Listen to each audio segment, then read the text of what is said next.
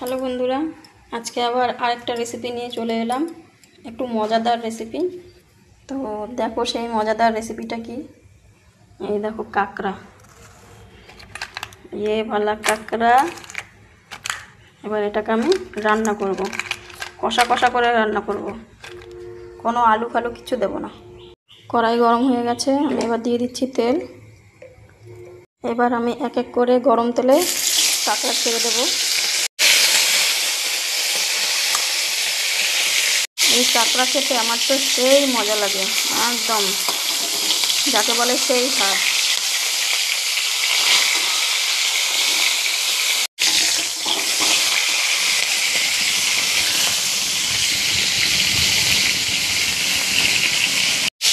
এই দেখো কাঁকড়া ভাজা হয়ে গেছে। এবার আমি পাগুলো ভেজে নেব, আমি তুলে নেব এখন। এবার দিয়ে দিচ্ছি পা।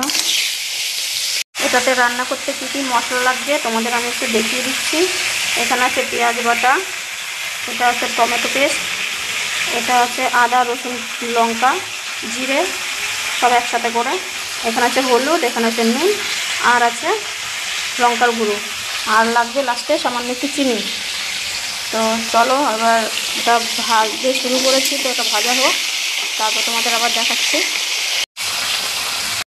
দেখো পাও ভাজা হয়ে গেছে, এবার এগুলো আমি তুলে নেব। কাঁকড়া ভাজা রেডি। এবার আমি তেলে দিয়ে দেবো একটু জিরে ফোড়ন দিয়ে দিলাম। এবার একটু এটা ভাজা হলে, জিরেটা ভাজা ভাজা হয়ে গেছে, এবার আমি প্রথমে দিয়ে দেব এই যে পেঁয়াজ বাটা। পেঁয়াজটাকে একটু ভালো করে কষিয়ে নিতে হবে অনেক সময় ধরে। দিয়ে দিলাম সামান্য একটু নুন, যেন এটা ভাজাটা সুন্দর হয়। পেঁয়াজটা আমার প্রায় ভাজা হয়ে গেছে, তেল ছেড়ে দিয়েছে। তো এবার আমি দিয়ে দেবো টমেটো পেস্ট। এবার দুটোকে একটু ভালো করে নেড়ে চেড়ে নেব। এবার বাদ বাকি মশলা আমি সব দিয়ে দেবো। মশলার সাথে দিয়ে দিচ্ছি সামান্য একটু জল।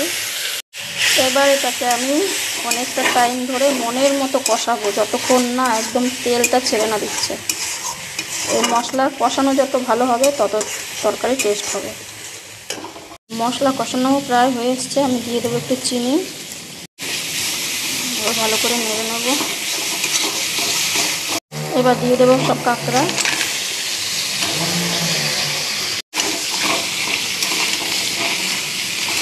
এই বড়ো কাঁকড়াগুলো আমি একটু ভেঙে দিই মাঝখান দিয়ে, তাহলে তেল মশলা ঢুকতে ভালো হবে। বাবা ভাঙছে না। এবার একদম মন মতো কষাতে হবে। দেখো কাঁকড়া আমার প্রায় কষানো হয়ে গেছে, এবার আমি দিয়ে দেবো জল।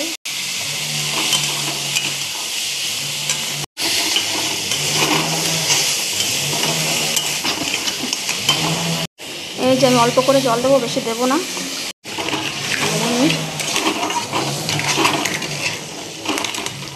এবার ঢেকে দেবো, আস্তে আস্তে হোক, তারপর পরে দেখছি কেমন হয়। চলো এবার দেখা যাক। চলো এবার দেখা যাক কেমন হলো।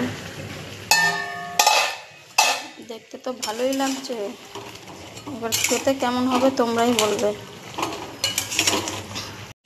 চলো বন্ধুরা প্রায় হয়ে এসছে, এবার আমি এই যে দেবো একটু চাট মশলা, সামান্য একটু চাট মশলা দিয়ে নামিয়ে নেব। হয়ে গেছে দেখো আমার কাঁকড়ার রেসিপি।